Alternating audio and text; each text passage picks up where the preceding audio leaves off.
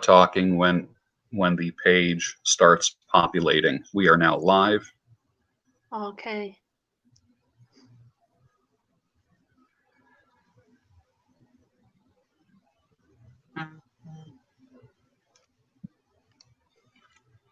So I am on my laptop and I have my phone to be able to reference anything.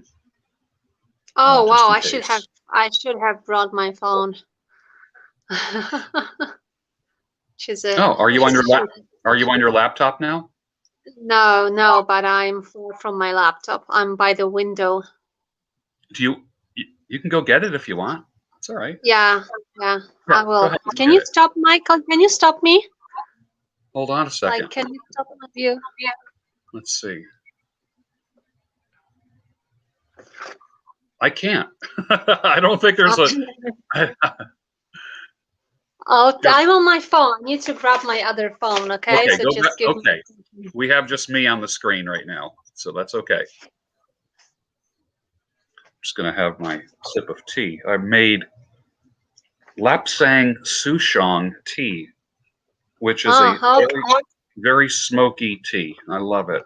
I love it. Let me squeeze this out. Yeah, smoky. Yes. Yes, it is very smoky.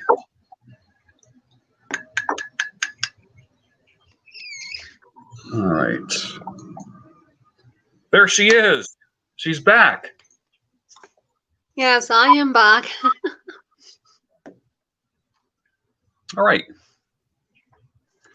Well, good morning, everybody. Good morning.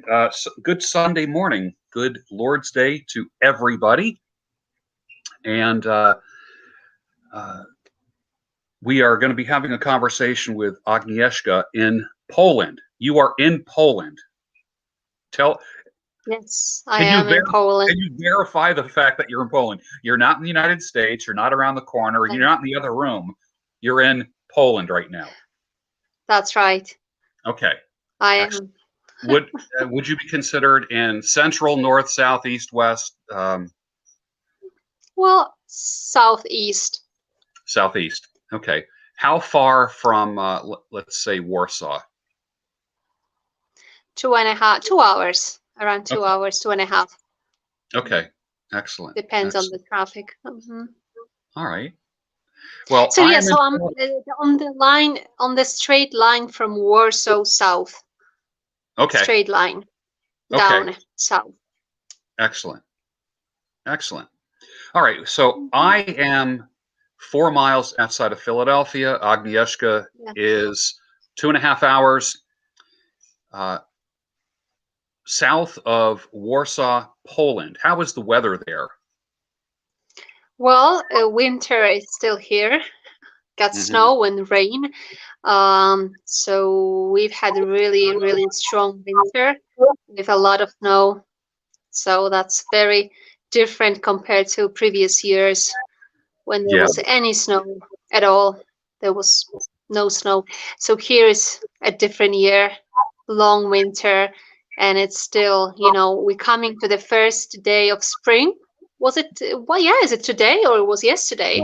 Yesterday was the first day of spring, March 20th. Yes. Yes, and we welcomed spring with the winter weather.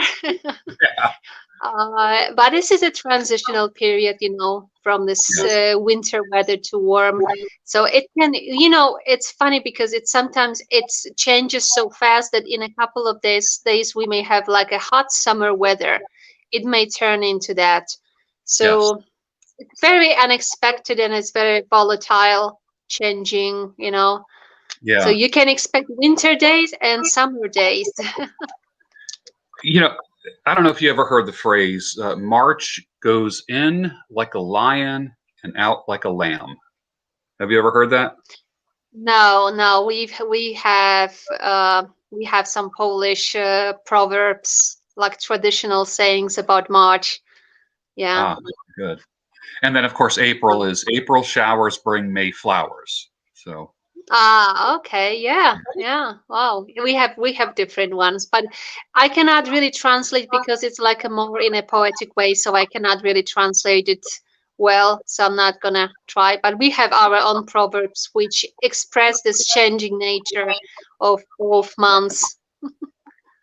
Yeah. Give me one of those in your native language. Tell me one of those things. Yeah, it's difficult because it rhymes. So, well, okay, I'll say it in Polish. Yes, w marcu jak w garncu. That's one of them. Okay, and remember, I do have yeah, I do have and Polish April is markers here. okay.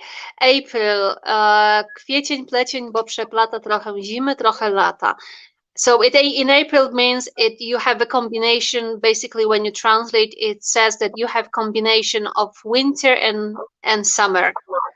So it's really what it says. Yeah. Yes. Yeah. Yes. All right. Mhm. Yeah. This has been a rough winter, and I did more shoveling this year than any other year in recent history. I'd say in the past 10 years. We got a question already from Jim McIntosh. Do winter flowers grow in Poland like a crocus? Do you know? Yes, crocus. Yes, yeah, we call it crocus, so it's a very similar name. Yes, but they're not that winter flowers. They start in spring, so they don't. They will start probably around April. And yes, they do. They go. The first flowers are different ones. Are there like a violet small flowers, which is called? I'll tell you the name. I'm not gonna translate because I don't know the English name, but it's a very difficult word in Polish, and that's why I will say so. So one of the first flowers in the spring is called przylaszczka. That's the name of the flower. Okay. What would that be? So, Is that a bulb flower where the bulb is in the ground, then it kind of pops up, or? No. I'm not sure, but it's a very small, very. I will have to check. Mm-hmm. So yeah. Mm-hmm. All right. It grows in the forest. Yeah. Okay. It looks like somebody said something not in a language I understand, and that's in the comments. What does that mean? Can you see that on the screen? No. No, I say dzień dobry, which is good morning. That's what I can see. Okay, that's good then. So that means good morning. All right. I guess okay. All right. I didn't. Yes. Good means good morning. Yes. Okay. Excellent. Excellent. Dzień dobry. Okay.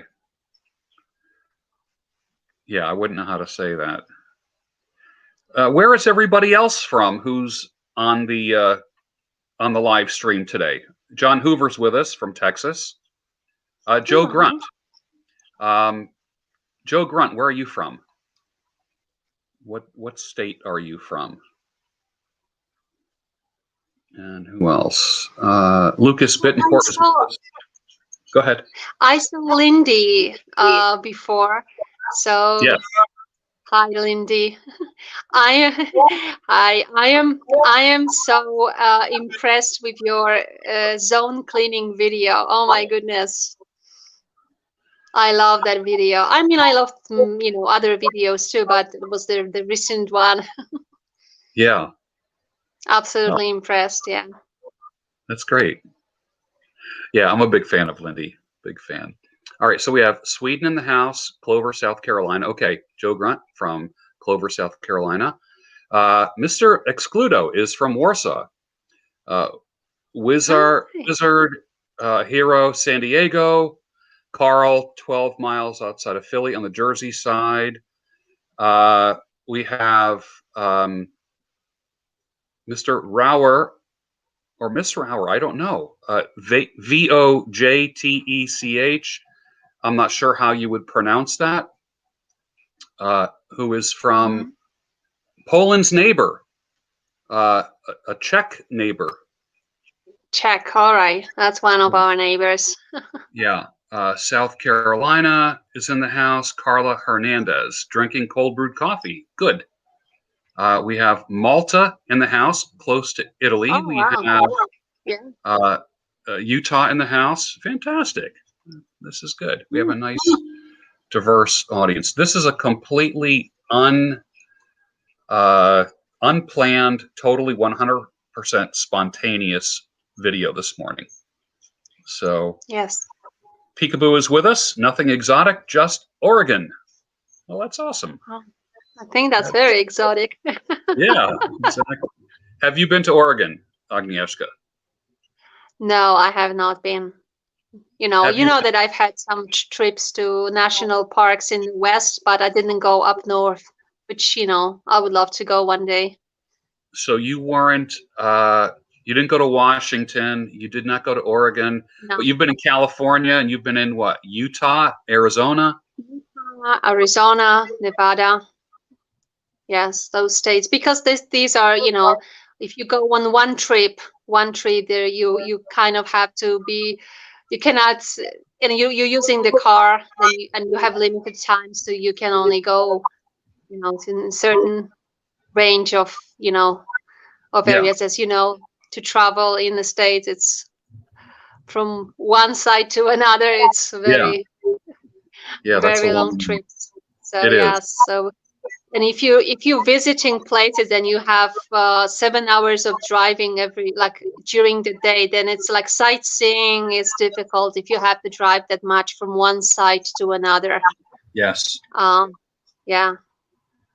Yes, because you know I visited what 4 or 5 national parks within 8 days. So that was really like intense and Yes, it is. including a lot of traveling. Yes, Sure, I would starting have. from LA and going to all those states. What kind So of car did yes. you rent? What kind of car did you rent? Well, forgot would be rent. Small Forgot. car. Uh, I would imagine it's a no, small it's actually I think it's one of the not so small one of the thing SUVs, but I forgot. car. It was a couple of years ago. Forgot. Yeah. Very comfortable though. Very hmm good. It was very good. Lucas Yes. says, you've got a worldwide audience in here. How does that feel? Lucas, I'll tell you, it feels great to Yeah. have an Yeah. audience from all over the world. That is really great. We have Helsinki, Finland in the house as well. That's Oh one. wow. Yeah, that's nice. Yeah. Yeah. Let's see what else. Charleston, South Carolina. Yes.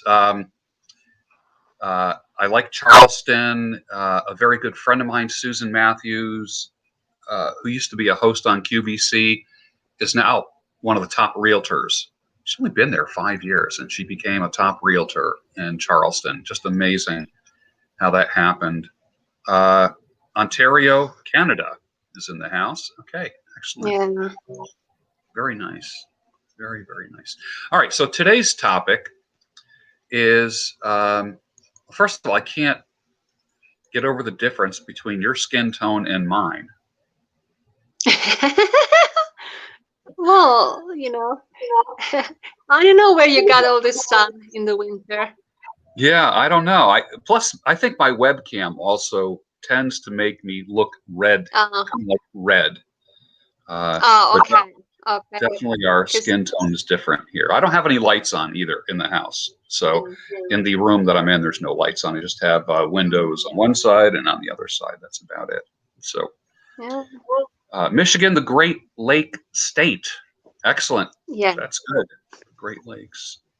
I have to get to the Great Lakes. That would be awesome. All right. The topic of today's discussion: pop culture, feminism, and Oh, freedom. wow. Yeah, yeah. And I think because I think this could be an interesting talk because of our age difference and Mm-hmm. the era that you were raised in, the era that I was raised in. I think really contributes to our worldview, but not necessarily um, our mindset. I find you are a conservative, traditional kind of person. I happen to be the same, and I find it interesting how we're from different generations, different countries, Mm-hmm.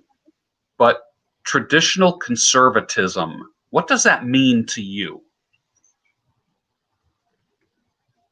Oh, wow. And I don't Well, I don't it mean to trap. means, I don't want to trap you. yeah, I mean just answer yes, whatever. yes. Well, traditional conservatives is uh, to have the ethical code, or when you say morals,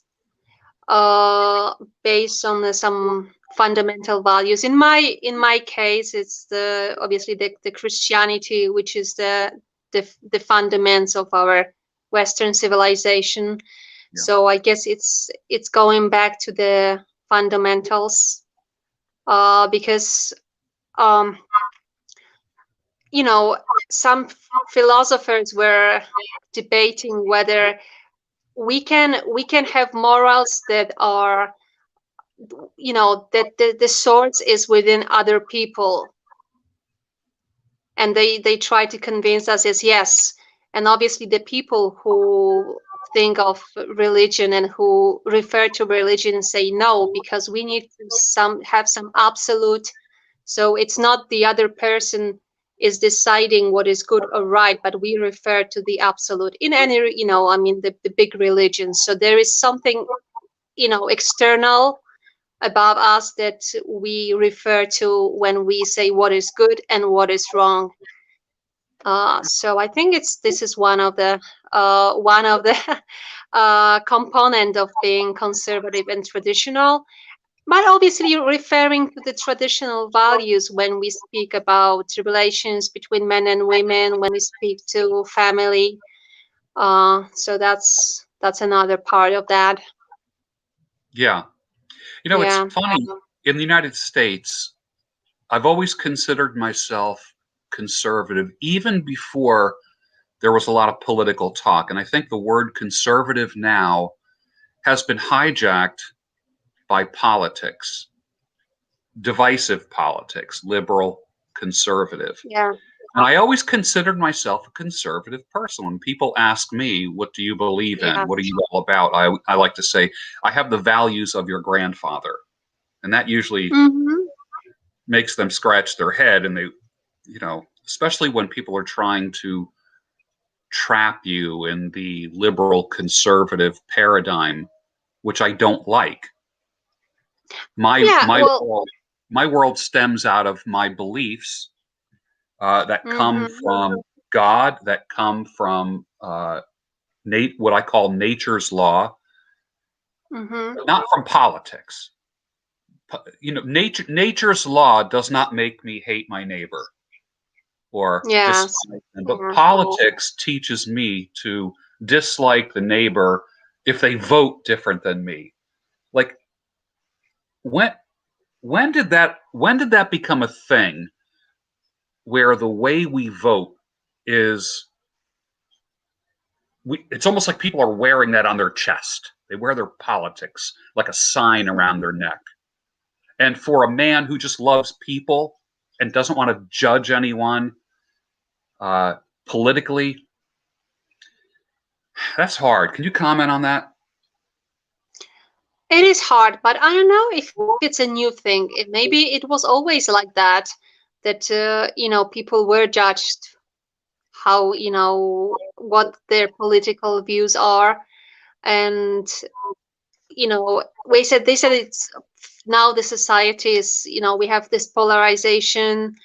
I don't know if it's a new thing. I think it was always like that, and maybe actually people need that to some extent to be, Yes. to put in a certain category. Uh, but maybe it's more intense, or it's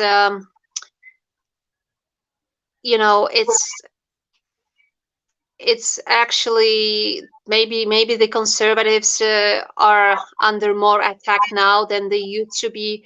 But really, when you go back into history, I've been reading recently French revolutions, Bolsheviks revolutions, and when you think that the conservatives back there, they didn't have a light life. So Yeah. it's not really such a new thing. It's always a fight between modernism, modern views, and people who are more into conserving, the traditions. And traditional values. So it's been always a fight between those two worldviews. So, all I right. don't So see this something just, on you. Yeah. yeah, something just occurred to me. Conserving, because someone says, what have so-called conservatives been conserving? And I think you answered it, and I'll bring that out. We are conserving Okay. traditional values. That's what we are doing. Like I say, the Yes. values of your grandfather. We reject modernism. We reject Yeah. some of the stuff that is floated, identity politics, and some of the political Right. stuff. And traditional order of things. So conserving Yeah, the traditional order of things. Yes. That's how I see that. yeah. You're a big fan of history. I know that. And Yeah, you've I been. am. Tell me about what you've been reading. Tell us about what you've been reading. I've been reading about some historical events, but looking through perspective of religion. So it starts with England and Supremacy Act with Henry VIII, obviously calling himself the head of the English Church, and when the persecution of the Catholics started, in England. I mean, no, maybe not started, but then it was at the peak. So that's when the book starts and goes through then French Revolution, then the other events, and now I'm at the chapter with Bolsheviks revolution. So it's looking at those events which we are all familiar with and we've been reading about, but through the lenses of how in each revolution the religion is one of the first thing to be wiped out, to be completely destroyed. This is one of the, in every revolution, this is the main target, that they want to cancel the religion.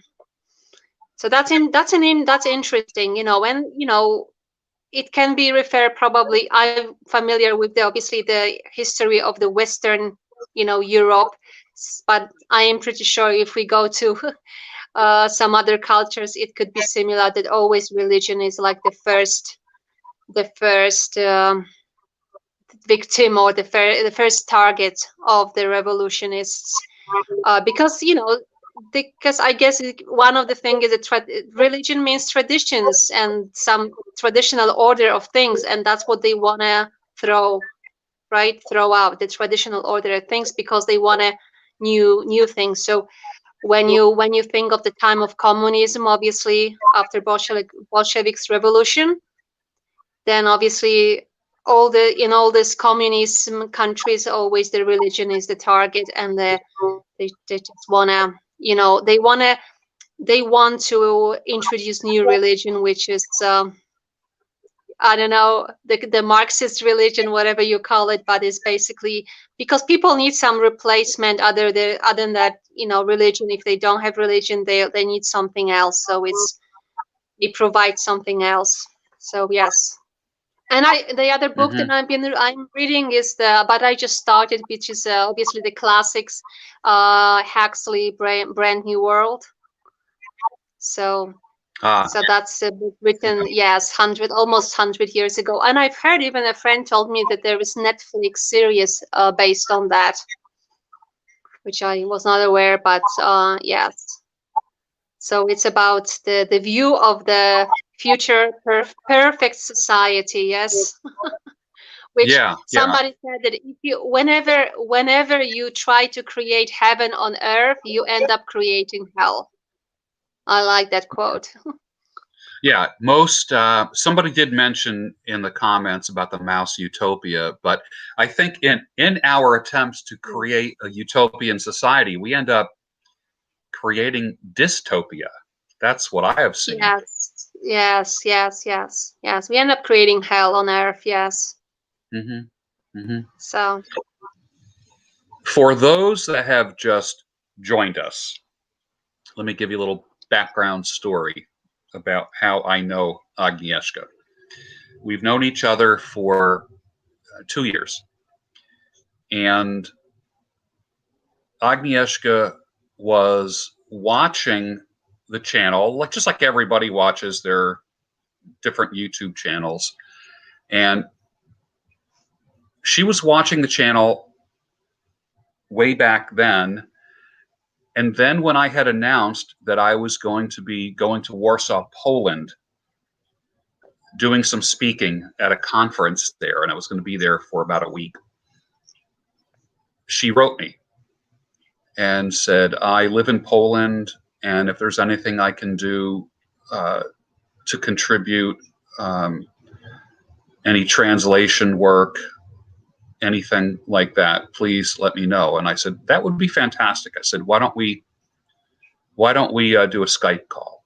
So I think we did a call kind of like this, and where we just started talking, and I think we talked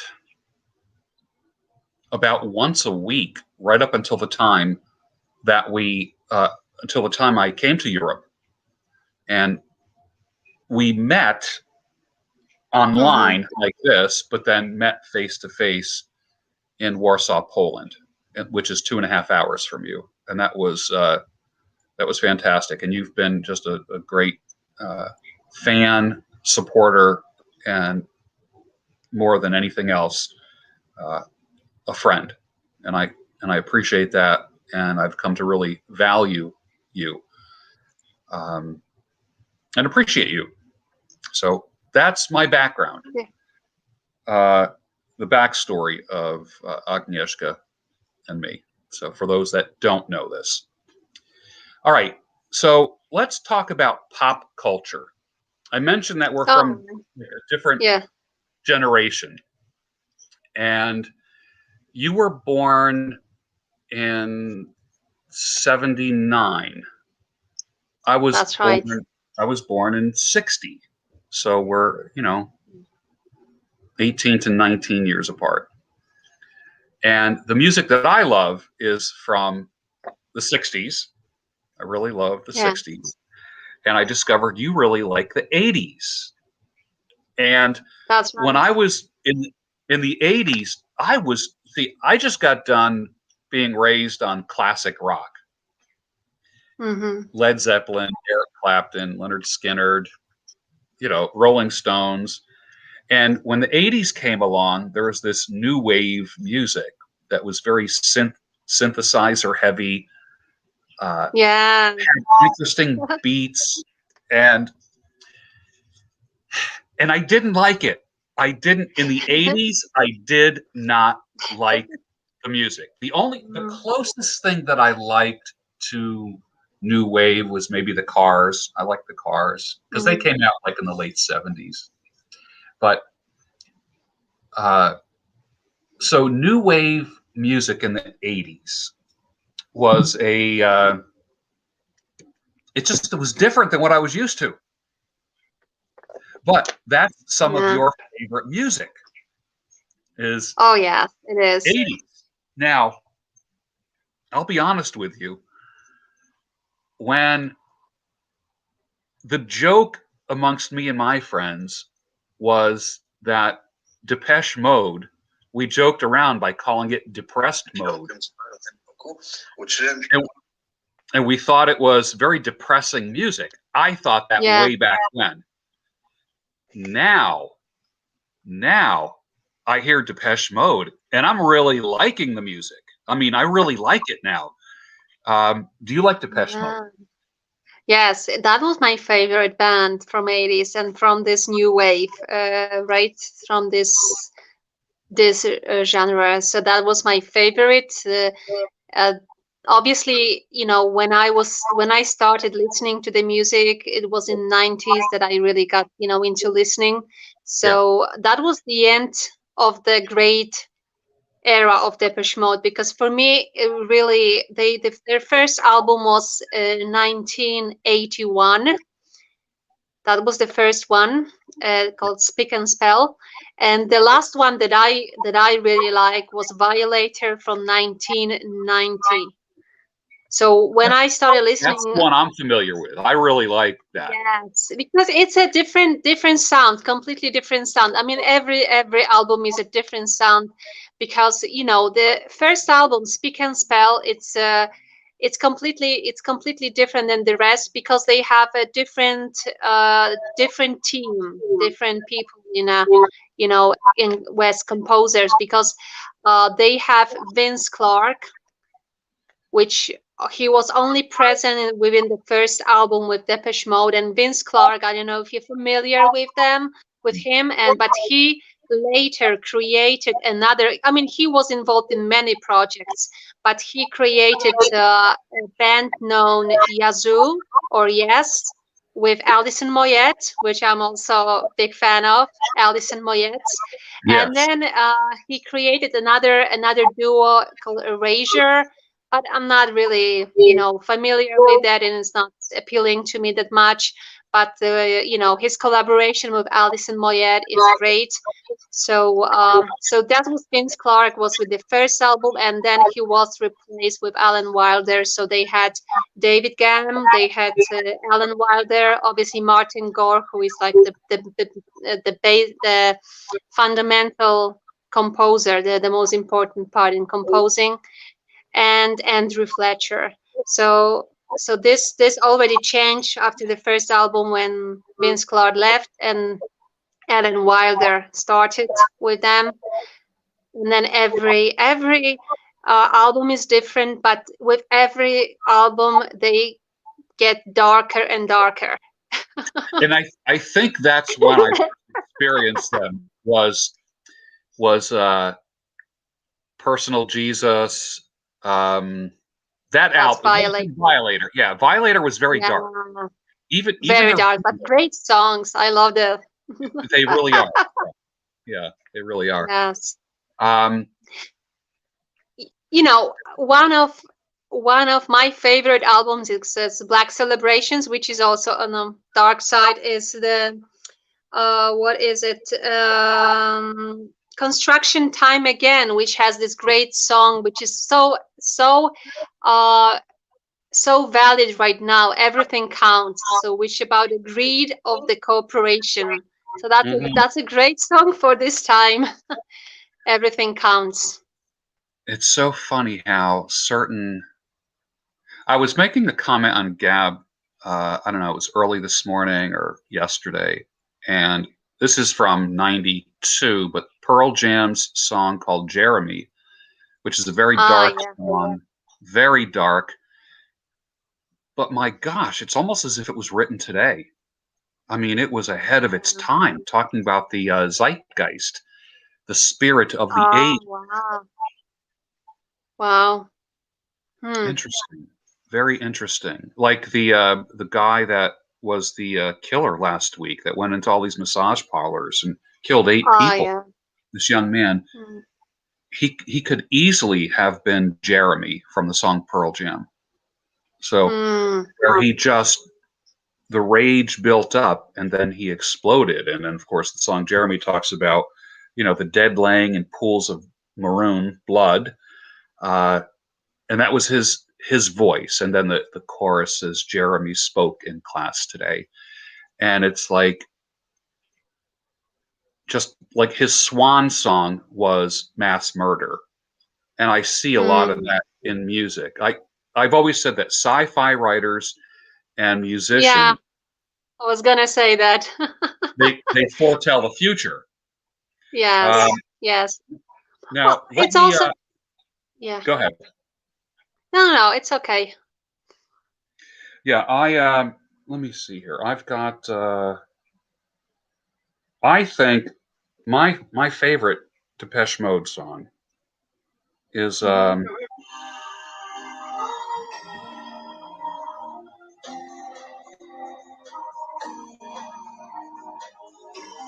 Cannot hear you very well.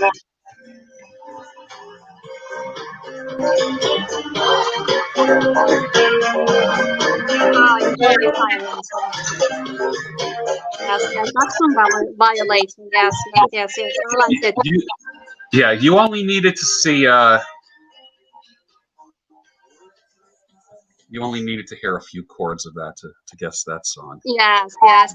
Well, from that album, I also like World in My Eyes. I like that song. Yes. It's a great song from this album. And on another one is Policy of Truth. Boy, I like Policy of Truth too. Yeah, right. That's a great song. Yeah. Yeah. So and then yeah. You're the one who kind of stoked my Depeche Mode fires up a little bit, because I really Yeah. I'm serious. Until you and I talked about it, I was just sarcastically calling them depressed mode. Right. Yeah. Well, they have this gloomy outlook, and but depression and this gloomy outlook is just, it's a lot of part of the art, music. So it's, Yes. yeah, they have this theme, and it's progressing. Compared to the first album, it's just progressing. Yeah. Yes. All right. Tell me if you know this song. Oh yes, that's Cruel Summer. Yeah. And who's the band? Bananarama. You're right. Yeah. They were an interesting group. I like this song. This is a good song. Yeah. They seem to have. These are some of the songs. I'm going to be bringing out some of the songs that I think define. Oh, okay. So, I would say that is also a definitive song in the 80s. Definitely. Yeah. Let's just veer off for 1 second, and then we'll come back to the topic. You were raised under communism. Yes, I was.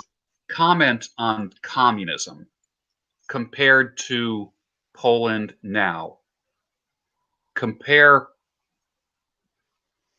Talk to us about communism. You know it well.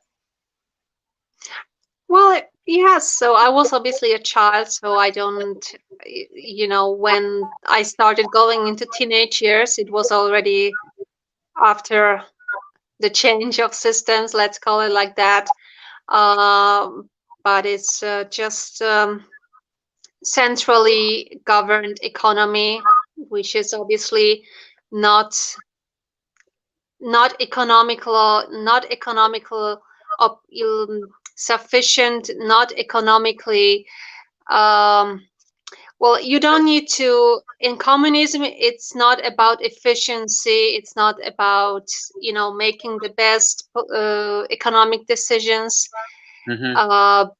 But it's about this ideology, and it's about utopic view of the society that, well, everybody is equal, but really not. Everybody is equal, but there is a party, and if you are connected to the party, which is the Communist Party, then you have privileges. If you are in a party, that you have privileges. So everything, there is a shortage of everything, right? Because the economy is not run well. So there is a shortage of everything. But if you are connected to the Communist Party, you have access to things that regular people don't have, right? So it doesn't matter how much money you have, whether you are, you have great knowledge, when you have great education, it doesn't matter. Your well-being, like financial well-being, what you can achieve in life is strictly related to where you are in terms of your politics, when you are in terms of connection to the Communist Party. So it's a system of terror, as we know quite well. It's about telling on your neighbors. It's about censorship. There is no freedom. They tell you it's about equal rights of every person, but it's just a facade. It's not about that. So, well, and it's just it's a utopic system. So we like in every utopia, you've got some ideas that just not going to work, and yeah. I think one time I So heard you say it's an economy of shortages. yes, surely, because you have stores, people may have money, but the store is empty. The store is empty. So uh, so it doesn't matter what you have. If you know a person who runs the store, who is responsible for deliveries, that you may get access to some goods. But if you don't, that you don't have those goods. So there is like a food stamps, but not in a way that you have now, but it's food stamps telling you how much that you can only buy, I don't know, 2 kilograms of meat per month. So you will not buy any more, because you will only can buy only what is available, what it tells you on this food stamps. So we cannot purchase freely, even if you have money. So Food that's like the rationing. regulation of goods, right? Because when you have shortage of goods, you have to somehow you cannot just freely sell them to people. So there were those food stamps, but in a different way that you have now. So it tells you the limit, the upper limit per month of certain goods that you can purchase. So it was about meat. I don't know about what else, but for sure about meat, and maybe even alcohol. But I'm not sure what else was on those. And All right. you have to sign up on lists when you wanted to buy a TV, for example. So you had to sign up on lists to, so then you can purchase. So even if you had money, you were not able to purchase it. So this is the economy of shortages. And it's totally insufficient, this system. It's not about, everybody has jobs. So like there's no unemployment during communism, right? They say there's no unemployment, so it's like a perfect world because everybody can get a job.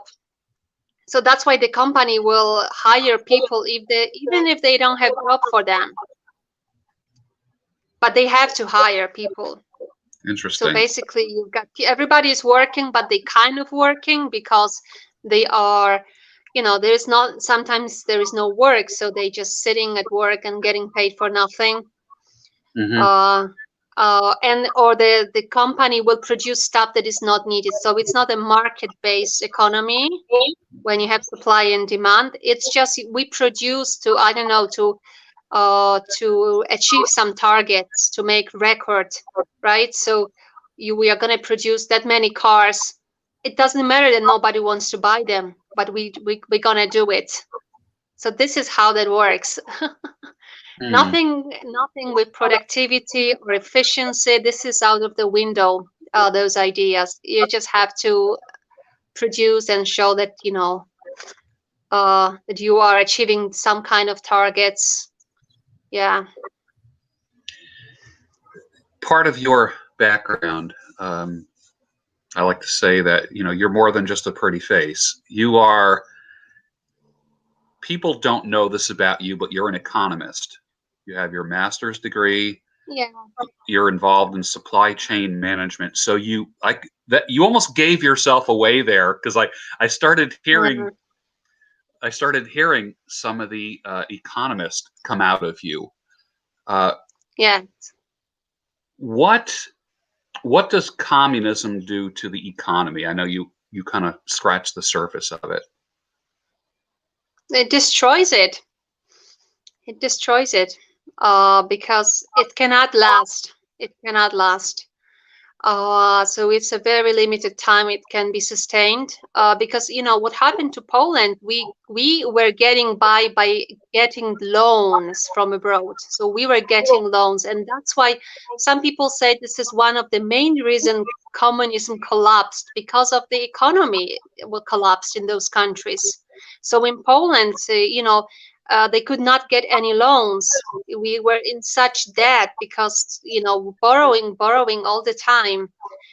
And that was the main reason. And obviously, not only in Poland, also in Soviet Union, that the same happened. That it's the economy was like the first step to, the fall of the economy was the first step to the fall of the communism. And exactly what happened in Poland. So we had a huge, massive debt, and at some point it was really not sure if we're gonna get any more loans, and if we're gonna get if we can buy goods from abroad, if we can buy food and anything else we need to buy from abroad. So that was the economic collapse. That was the prelude to the other events. Great inflation. You have inflation. So when you have inflation, obviously people, are losing money, and you can't purchase anything because you think you have a lot of money, but in a month's time it means nothing. So great inflation, hyperinflation. Yes. And this hyperinflation obviously caused, and the shortage of goods is causing some, like in Poland, some protests, some just movements within, trade unions also. But basically, people were starting opposing because of the mainly economy and what was happening, hyperinflation. Yeah. We have a question from Richard Gallagher. He says, "What was the transition from communism to capitalism like? What do you remember?" Very difficult, because like I told you, there was no unemployment during communism years, because everybody could get a job, even if it meant doing nothing. When we went to capitalism, then the private companies didn't hire people just to hire them, right? So they only hired enough people that they need for the business, to run the business. So all of a sudden, you've got this huge unemployment. So it was I think it was over 20%, well over 20%. In some areas of Poland, even higher. Even higher. Wow. So first of all, huge unemployment. The inflation was, high too, but it was slowly, tamped. And there's a lot of aspects of that, because then you've got a public sector that was huge, and those companies were privatized. But what we learn now, the process that was done in a very harmful way, because those companies were sold very, very cheap to the private hands. So who had money could buy very cheaply the land and the companies. But you think, who had money at that time in Poland? Yeah. People who were involved in Communist Party. They had money and connections, because also they had either money, or they have access to loans, because obviously not everybody could take a loan in a bank to buy a company like that. So they have access to loans, or they had money. So it's a lot of cases that we find out now that really the companies were sold for nothing, small percentage of their value. And obviously, the interest high were very high. So that the beginning, it was very difficult for people, because even if they wanted to start something, the interest rate was so high. It was difficult to get a loan from the bank. And if you got it, it was with very high interest, over 20%. Wow. Yes, it was tough. And the unemployment uncertainty that you can lose, you're coming. That's why some people have certain nostalgia about communism, because they said, oh, at least I was guaranteed, I had a work, I had medical insurance, which we have still now, the public medical insurance for everybody. But they had some nostalgia about that time, because they were guaranteed a job. But they don't look like, what horrible job was that, or that you were making money but you didn't buy anything, or your standard of living was horrible. Because obviously now we are other extremes, that people buy too much, that we have this consumerism, and that's the other side of the spectrum that we are right now. But at that time, really, that was a shock for people, because remember, somebody who is used to working 30-40 years in one company, now this company gets privatized, they get fired, and they don't know how to live outside this company, how to work, how to find a job. They never got the skills that that would help them to find a new work, or to start a business. Even nobody had those skills, because you just, for 30-40 years you were working in one place and you were sure you're going to have a job. So it's completely different scenario that you are just put into. So that's why it was like a shock therapy. And some people just don't have this nostalgia about communism. Yeah, very interesting. Very, very interesting. Yeah. All right, we'll go back to what we were talking about before. Okay, Billy Idol. No, yeah, Billy Idol. Yes, that's a good song. Eyes Without the Face. Yeah. Oh, I love this song. Eyes Without the Face. This was an interesting song because it was so different than everything that he. Yeah.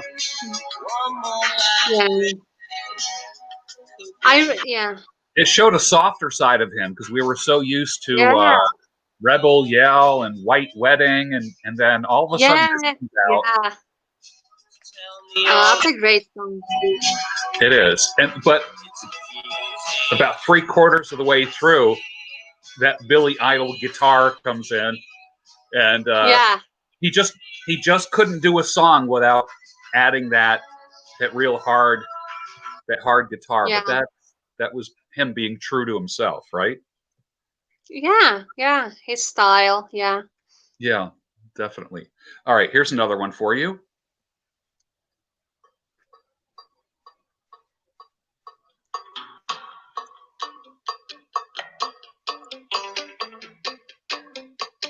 I don't know this.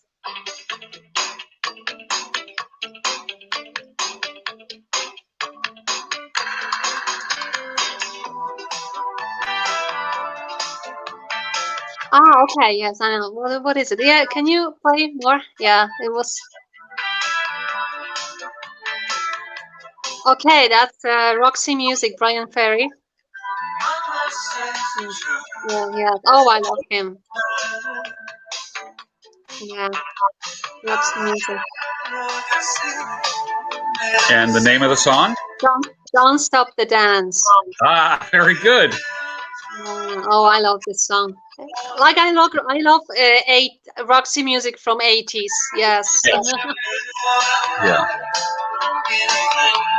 Yeah, I'm a fan of Roxy Music, early Roxy Music. All right, good. Yeah. All right, so you got that. You're passing the test. Okay, good. Let's see if. All right, hold on.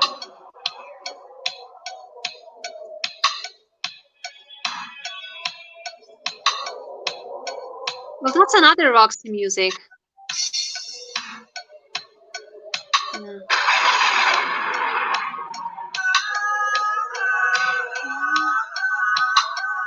Can you speed it up a little bit? Yeah. I know the song. I just have to remember the title. Slave to Love. You got it. Yeah, Slave to Love. A little bit. Yeah. I knew from the beginning. I just forgot the title. Oh, that was a good song. I love that song. Yeah. All right. So, and then try this song. Well, that's Alison Moyet. Only You. You're passing the 80s pop music test.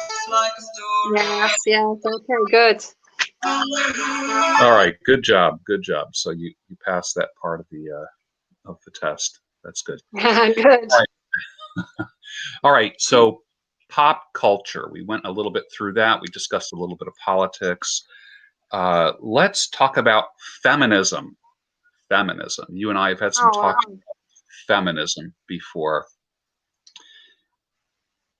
What do you think about feminism? I don't want to ask you any guided questions or loaded Yeah. questions. I just want to have you give me your thought. You're a free-thinking person. Hmm. Uh, I think you're very good at being objective. Talk to us, talk to my audience about feminism. Well, I'm not a fan of the current direction of the feminism, because it it turns to, the fight for women's rights to something completely different for me. It goes to, completely different directions. It's about not equal rights. It's about I don't know, some special rights, or it's about things that are not really beneficial to women. And that's the part that I don't like, because it's sold that is so great while it is not, and in the long term it's hurting the women. So I like the fact that we have equal rights between men and women, and that we were fighting for that we can vote, men can vote, women can vote. I love that.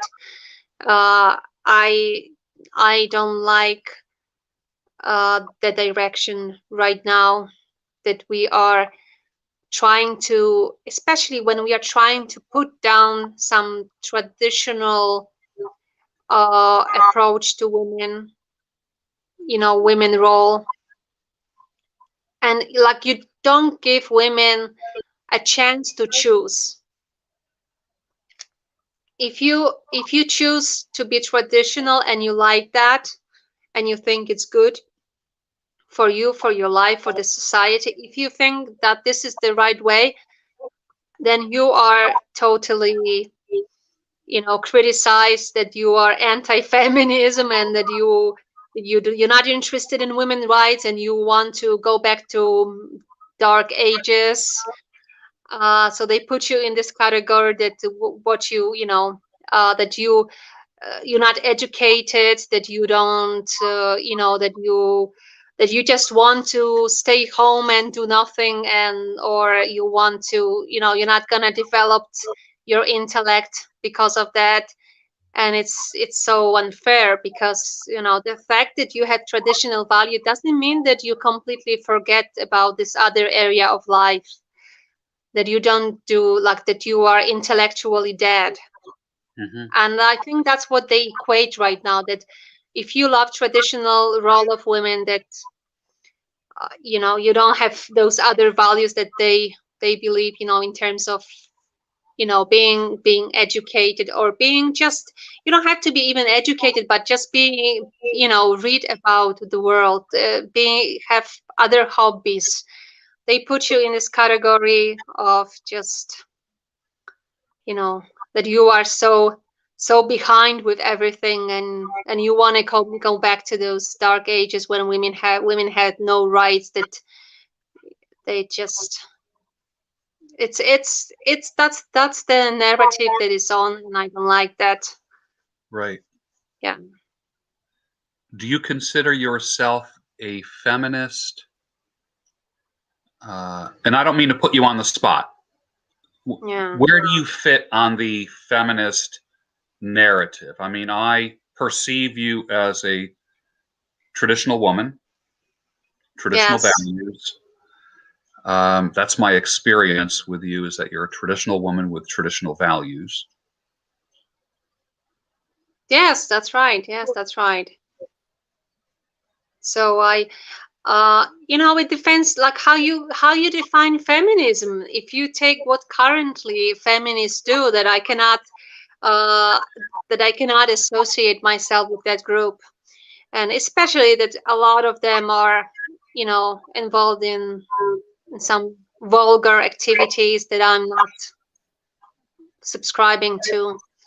Yeah. How they present their case, it's a very vulgar, very obscene way a lot of times. So it's not just presenting their points, they do it in a way that is like completely, for me,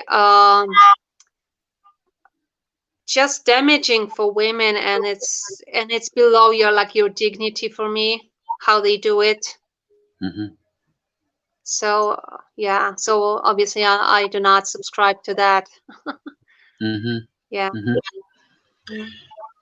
All right. So for women, there's feminism. I don't know what the male equivalent would be. Feminists think that they're trying to right the boat. They're trying to they think they're taking a ship that's tilted, and they think they're just bringing the ship up, Mm-hmm. level. Yeah. And they're almost like doing the opposite, because if a woman, like for instance, to me it's like backwards world. If a woman wants to be a stay-at-home mom and raise children, that's looked down upon. But if she Yeah. goes to work and becomes a high-powered woman in that world with the feminism driving her, that's exalted. That's considered It is. preferable in the feminist mindset. Yeah. Now you have risen above. You've climbed the ladder. You are successful. You have you've been in the corporate world for some time, but yet you've retained your femininity, your traditional Mhm. values. How Yeah. has that been a struggle for you? Well, a little bit, not that much. Obviously, I went through some phases. Now I'm telling from my current viewpoint and my perspective and my experience. And maybe 10 years ago, I would be, Did you having have a short bit blue different. hair? No, no, of course not. Of course not. But maybe I was more fascinated with that. I valued maybe more this corporate climb. Yeah. But I was never that uh you know in a position that I wanted to be at the top of the corporation. I've never had that. So, and it's not about not being ambitious about it. I don't think that. It's just it's it's just not me. And I can see that. I'm not saying that women who have the career, I don't want to criticize them, it's their choice, but just don't criticize the women who choose to have different life, and who choose to, I don't know, stay home, do other things, or have a job that is maybe not that high in a corporate hierarchy. So I can see that, just give a chance to women to choose, but don't criticize. And like you said, the women who stay home, they looked upon, and they said that that this is like a waste, that you stay home and you uh, educate your children, while this is probably the best you can do for the society, when you look from like what is useful for the society or your family. And then obviously if it's useful for the family, then it's useful for everybody. Mm-hmm. Then that's probably one of the best thing you can do, if you dedicate your life to that. If you can do it, obviously, if you can do it. But I don't understand this criticism. I'm thinking now that maybe some of the criticism is from the fact that some women who stayed home, they stay home, but they don't really dedicate themselves like that to the well-being of their family. So maybe not every woman is so dedicated to educate the child, to have a to create home. So maybe I could see that if you pick women like that, that you have the right to criticize them, maybe, but not just for the fact that you choose not to, work in a corporation or any kind of work like that, because you choose to have other job which is more demanding for sure, and it's Hmm. more meaningful. So Yeah. yeah. Do you feel like feminism is kind of a brainwashing for women, a programming? Well, for sure it is. For sure it is. Like, any ideology, right? uh, yes, it is, because if you just exposed to that, and you hear all the time, and especially this is popular among young people because young people are drawn to that, and you have those protests, you have those marches of Yeah. feminism. And this is like, you think it's so cool because you have like people who are fighting for freedom. Hmm. So that's what they tell you it's about, that this is the fight for freedom, for equal rights. And then for a young person to associate with that, it's very easily, because that's the time of rebel. So you want to fight for freedom and equal rights, and very easily you can get brainwashed to that this is what feminism is.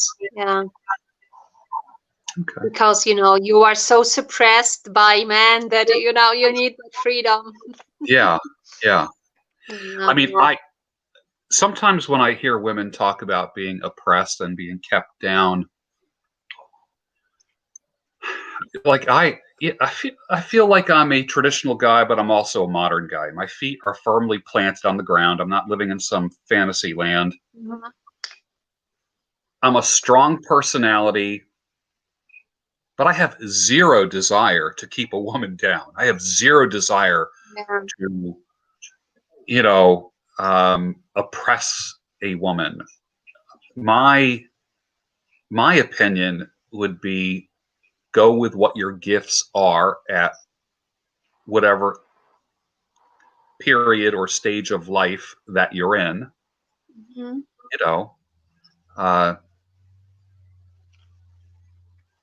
there's going to come a time when I don't want to do any work around the house, and I will hire a handyman, or you know, there's other times where I rolled up my sleeves and got my hands dirty.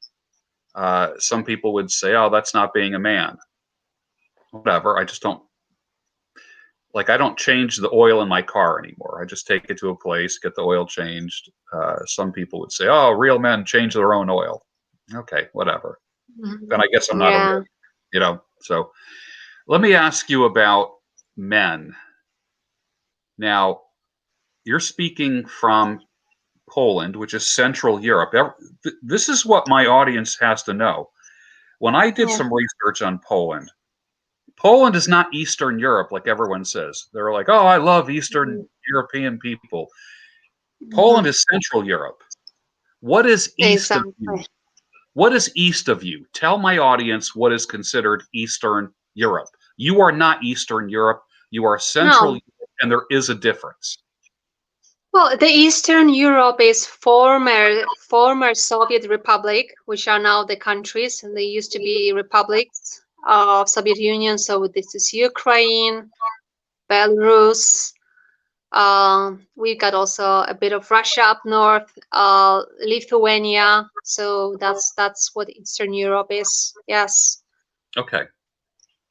And that is Mhm. going to be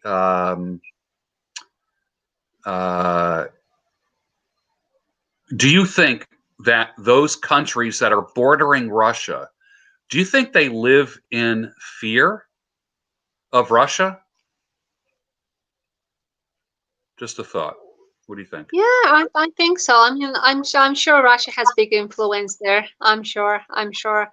Yeah. Just when you think about, I don't know, like the Secret Service, KGB, whatever, like the special, they have influence there, and I'm sure, Yeah. yes, in some way they feel, because some countries like big like Ukraine, but you have some smaller ones. Right. Like, Lithuania, which is I don't know, 5 million people. It's a small country, so yes. I'm sure that they have. Yeah. What is your view of men and men in society and Oh my men's goodness. movements and all this kind of stuff? Just comment. Are men at an advantage, a disadvantage? Are they where they should be? Have men been exploited? Um, is it a man's world? Just comment however you want on all of that stuff. What are your Oh my goodness. What a tough question. Well, I don't think that I don't know if the men are at disadvantage. Depends.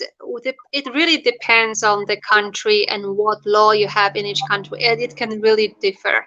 Even within European, you have different approach to certain issues like divorce, for example. It can really differ. So I cannot like give you one answer. It depends.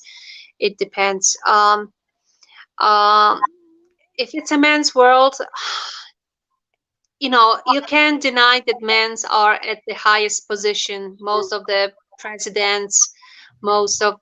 presidents of companies are men. Most of the CEOs are men. So if it's a man's world, maybe it is, but is it bad for us that it is, that men are in those positions? answer I that think question? that's maybe Is the it bad? question. I Is it I bad that men I are? don't think so because I don't think so. It's I for me, I want the most competent person at the position of CEO of the company. I want the most competent and also with the skills that are needed for that position. So you need to have the Merit set based, skill. a Yeah, meritocracy. Yeah. exactly. Um, so that's what I'm for. What is the state of men in Poland? What would you say from your observations and experiences? Well, it's what is the state of man in Poland? Yeah, I cannot give you one answer with that because it really depends, like what age group you're talking about. Because obviously the young man is a totally different story that men that are, in their 40s, 50s, 60s. It's really changing. And obviously we've got the impact from the uh, certain ideologies of the West. That's for sure. And the young people are Hmm. especially, exposed to that. So that impacts, and I think it impacts more the same, like the same way, maybe not the same way, but it impacts equally men and women, the current. So the young man probably can be very different right now Hmm. than than older guys, especially when it comes to their approach to family, having children, having a family relationship, long-term relationship. I think that's changing. Yeah. That's changing in the world. So about responsibility, taking responsibility. Mm, Hmm. I so. joke around and I say, men men are not needed until a bridge needs to be built or a war needs to be fought. Then all of a Yeah. sudden, men are needed, and there is a diminishing of the opinion about men in the world Mm-hmm. collectively. That is true. How isolated is Poland from the extreme Western values? I like to think that Poland is a traditional country. Yeah. Not How far? isolated that much. Yeah, I was going to say, how much has Western values permeated Poland? It's really difficult for me to judge because we are in a little bit information bubbles. and I may be not going to the sites that young people go to because I'm on conservative, on the conservative end, so I may see things differently. And as you know, it's really now difficult to get the objective picture of what is going on. But yes, but we have the impact. Obviously, yes, we do. We do. Uh, there are um, there are some, international organization that are gonna bring these ideas also to Poland. And this is just coming something trendy at something interesting, that this is cool, so it's considered like that. Yeah. We also have a strong movement, patriotic movements among young people, but it's not as strong as the other, side. But we've got this also, patriotic about referring to, Poland's independence, and, the whole history of Poland when we were fighting for independence. Yes. And it wasn't that long ago. Like with me, No, it wasn't that long. our country was over 200 years ago. With your country, it was, what, 70 years ago? Yes. Yeah. Well, first independence was 1918 after the World War One. There was a 20-year period, and then you have the second World War, and then after that you've got the years of communism, which is not the years of freedom, obviously. So that ended, let's say, roughly 1990. Yes, yes, yeah. So there are people who, like especially like the guys who are interested in history. There are some organizational movements that bring up those events, that referring to veterans during the events that were fighting for independence, or during communist time, that they were opposing the communism regime. So there is a still group of people who are interested in that and are cherishing the values. So you've got both, but the other side is just, I think, right now at the advantageous position. Yeah. Yeah, I believe so. Yeah.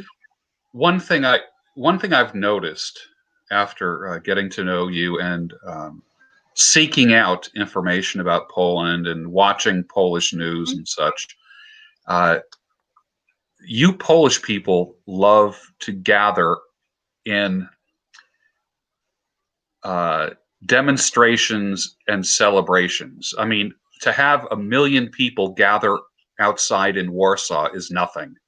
When I look at the aerial footage of It's not nothing. It's a lot. I'm amazed at how many people show up for these things. Yes, but I've seen it's just the recent years. It's been getting different in that aspect, that people are, the more comfortable life they live, the less they want to get involved. Kind of. They don't see maybe. Yeah. So it's. Yeah, I don't think it's. I think it's a bit less. The recent years, you don't have those crowds that much. But yes, still yes, yes. You can have some celebrations that bring a lot of crowds. Yeah. When I was in Warsaw, you brought me around the old city, the old town, and I remember seeing a statue. And you pointed out that this statue was a poet who is very beloved in Poland. Mickiewicz. So, what's the name? Adam Mickiewicz. Was that the statue that we saw in the old town? I believe so. What was he the one that said Poland was the Christ of Europe? Yeah.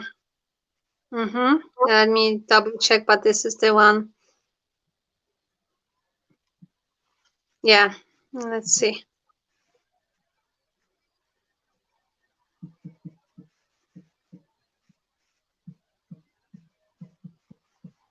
Because there's another poet from that.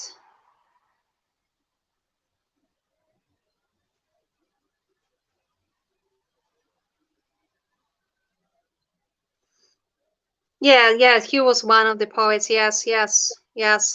How do you say his last name? Is it Mikowitz or what is it? Mickiewicz. Okay. And I remember seeing that that statue, and you explained that to me, and I thought that was really profound.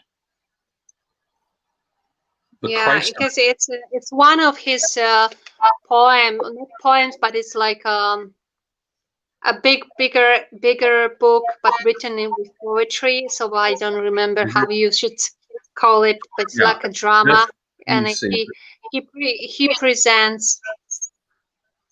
Yes, I believe that's him. Yeah, that was the statue that we saw, because I do remember that cape going over his shoulder. Yeah. Yes, because so in this drama that he speaks about Poland as that Poland is gonna be the martyr, and it's supposed to be saving the rest of the Europe. Yes.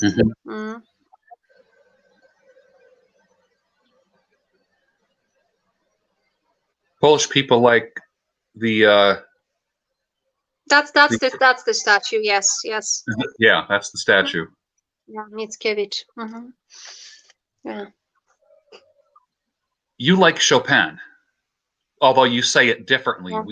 Yeah. We have always Chopin. said. What do you say? Yeah, we say it's a different stress, Chopin. Okay. And we write it differently. Yeah. What do you mean? Well, we write it in a different way with Polish letters. Yeah. Because the Warsaw Airport. The Warsaw Airport is the Chopin Airport. That's right. And I come off the plane and into the terminal, and there's piano music playing. And I was wondering if the airport was even open. It was like, seriously, one of the most peaceful airports I've ever experienced in my life. Yeah. That's nice. Yeah. What is the significance of Frederick Chopin in Poland? Oh, it's huge. It's our most known and the most important composer, and he was creating during those years that Poland was not independent, that was occupied, right? So he was creating in Poland, but then he left for France. So that's why some people think Chopin as a French composer, and he was Polish. Always wanted to be. Yes, that's mistaken, because he lived long years, and he died at the age of 39, so he died quite young, but he lived most of his adult life, I guess in France. So yes, that's why some people think it's not Polish, but Polish. Yes, and he wanted to come back, and he was very close to Poland, to the fact that his wish was that his heart is in Poland when he dies, and his sister brought his heart to Poland. It was under great conspiracy, and his heart is in Poland, in one of the churches in Warsaw. You know that story, right? Well, it's a beautiful story. You took me to that church. Yes. And I guess down in the basement, in the catacombs of that church, is Chopin's heart in a container. Yes, and they checked and they proved that this is his heart, so it's really his heart, and that's his sister brought to Poland, because I think his body is in France, in one of the cemeteries in France, but his heart is here in Poland, because that's where it belongs. His heart was, like, figuratively, was always in Poland, so So it was brought to Poland physically, is here. So, you know, his music is romanticism area, right? Romantic area. So you got some great composer, and it's this expression, great expression, feelings. But in his case, apart from that, you've got this national and this independence theme. So a lot of music, like Polonaise. You have some great. It's called military Polonaise, heroic Polonaise. The great, and his reference to the traditional Polish dances. So mazurkas. It's based on traditional Polish dance. Yes. You've got waltz. That this is not like a waltz for dancing, but it's a different kind, like very also emotional. So you've got some great great pieces, and both concertos, which I love. He wrote only 2 concertos, piano concertos, and he wrote them actually at the age of, I think, 20. So when he was just starting like big career, basically when he was very, very young, he wrote those big concertos, which are, I have to say, for me, these are the most beautiful piano concertos ever. Those 2 of him. So, you know, you get the theme of independence, and obviously got great pieces, mostly solo. So these are just 2 concertos that are with orchestra. Other pieces, I believe, are solo pieces. Maybe there is something else, but really the majority is solo piano. But it's like a master. He was the master of solo piano music. Mm-hmm. Really, it's a different level. So, yes. Let me give people a. Let me see if I can.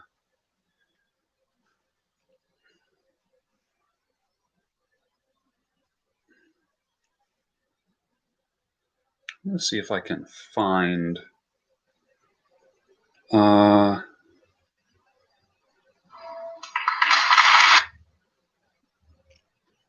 You played in some of your videos. You played at the end. I did. I did. Well, I became a fan of this Margaret. No, Martha. Margaret. Margaret. Where is she yes, from? Argentinian. Argentina. Oh, the way she. Yes, she's one of the most famous interpreter of Chopin. Her interpretation of that concerto just gives me goosebumps. I mean, it's magnificent. Yeah. Let's see. I like Zimmerman. You know that I like Christian Zimmerman interpretations of Chopin. Yeah. Let's see. Let me see.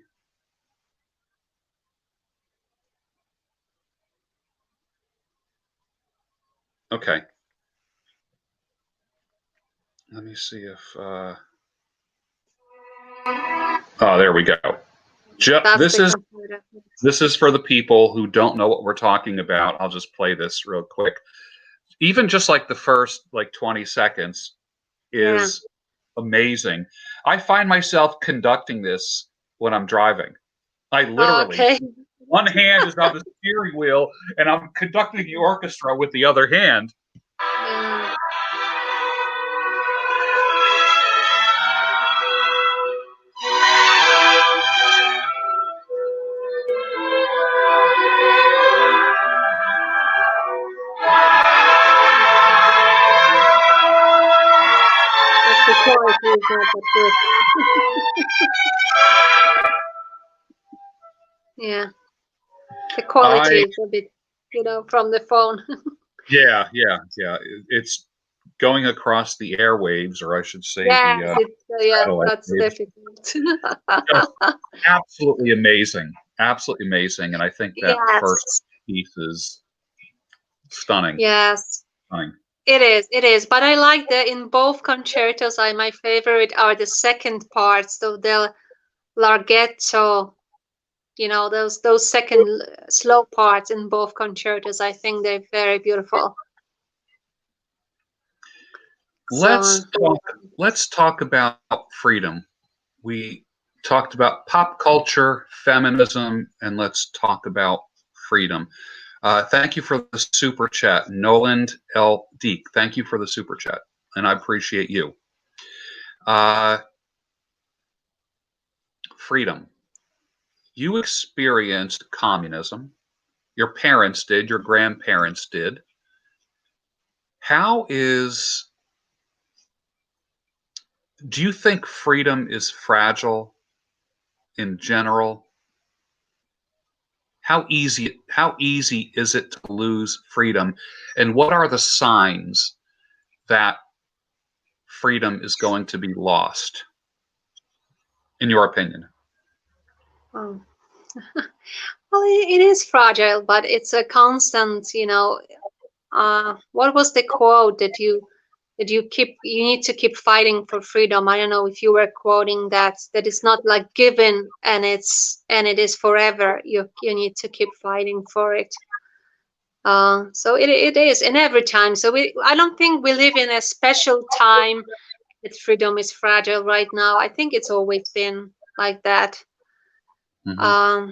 So that's why we need to be involved. We need to we cannot just say, that we are detached completely, and uh, we just take care of ourselves. We live in our own world and we don't care what's going on. We need to be, aware of what is going on, because it is fragile, always been. So, um,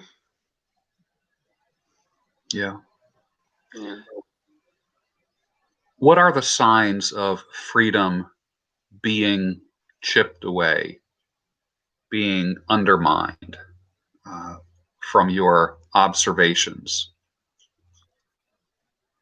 Well, when you have a Constitution, Bill of Rights, and then you slowly have other regulations that do not respect the Constitution, the major, that should be the highest, level of law, that is respected always. So it cannot be a law that is uh, just at lower level and is just disputing what is in the main document, and that's one of the dangers.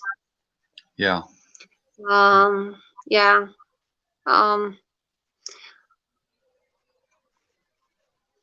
It's also, it's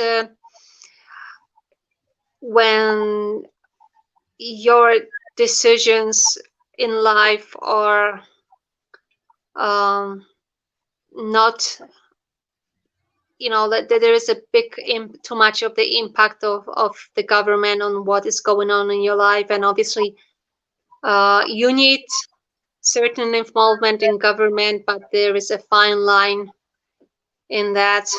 So when it goes too much, then, Yeah. Boy, there's so many things I want to talk to you about with the audience. And something just came to my mind, and I know I didn't prepare yeah, this. It just popped in my head. Polish food. yeah, Polish. You saw that I had the interview on Friday with Father Peter Poprowski, and yeah, every I love year that. they do that was a good conversation, wasn't it? Wasn't that?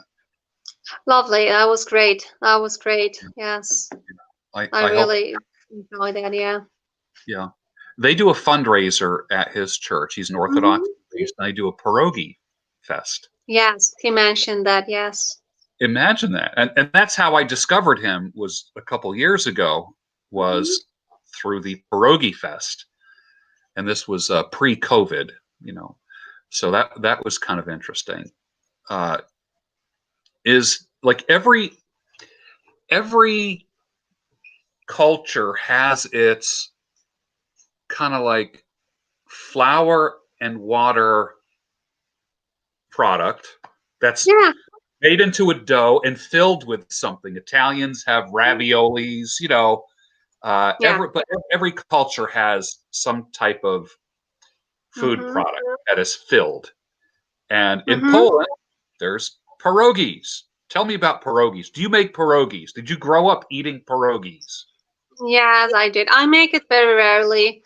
I'm not so great at it yet.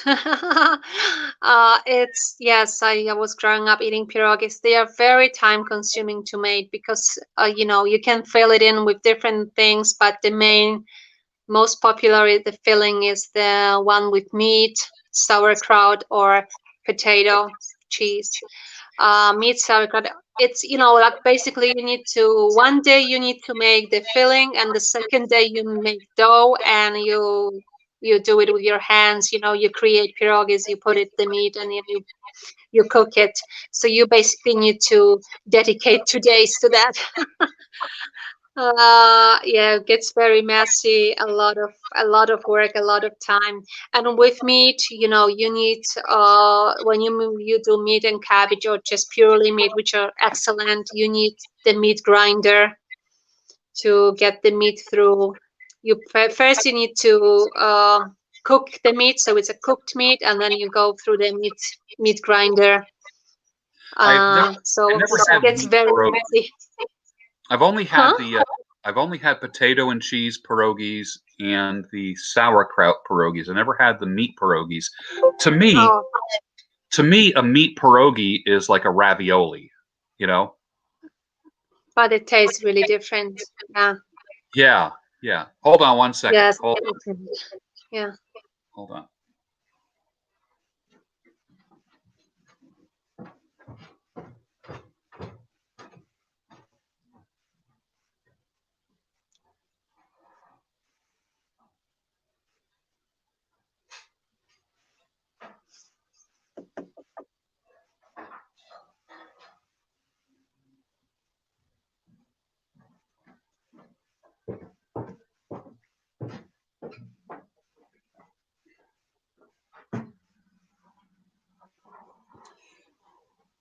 I have to plug in my computer. Let me see if I can. Okay. Well, I'm going down with my battery too on my phone, Yeah.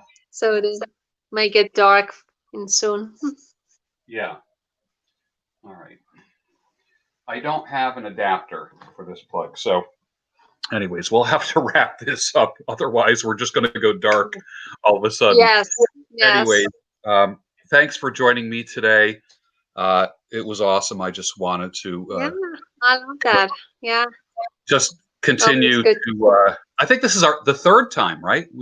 The third time you were Huh? on with me. Yeah, the third or the fourth, Yeah, maybe the fourth. Yeah. yeah. Oh, yeah. That's right. It is the fourth. That's right. Yes. You're Yeah. right. So, Hmm. okay, well, that was very good. Now, now you are 5 hours ahead of me. So Yeah. it's It's almost five. noon It's for almost me. 5 p.m. All right. So what are you going to have for dinner? Are you going to have Maybe pierogies soup. for dinner? No, I don't have pierogi. I don't have that. No, I have probably soup because I love soups, make a lot of soups. Okay. So, All right. yeah. That's good. Yeah. That's good. All right. Excellent. Just thanks for joining me. I know we were all over the place today. We had a lot of fun. And, Yeah. there was really no agenda here. I thought of the agenda like Yeah. at the very last minute, but I just wanted to introduce you to my audience again. Okay. And That's good. just what I would call stream of consciousness interviews, stream of Hmm. consciousness. So, all Very right. good. Well, you have a good rest of your day. Thank you for joining. Hmm. I definitely, I learned a little. Every time I talk to you, I learn just a little something more, and helps me appreciate you just a little bit more every time. So, and I know my Good. audience feels the same. So, Yeah. Yes. Well, we've got some different experiences and different knowledge, and we read maybe some different books. So it's great to, share the experience and exchange. yeah, Yeah, I believe that's so. good. So just want All to right. thank you to your audience too. Yeah, I'm sure they appreciate it. Definitely. Yeah. All right, hang on. I will end the broadcast, but you hang on and I'll be right back with you. Thank you, everybody, Okay. for watching. appreciate. I hope everyone enjoyed it. I hope you came away with a nugget of understanding, especially those that are in the United States.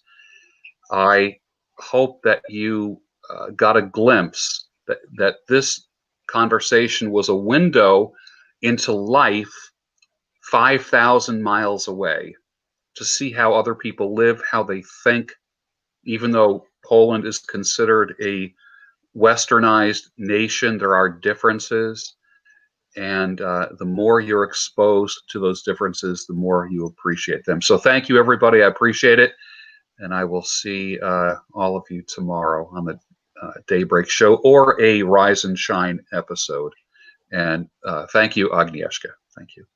Thank you, George. Thank you.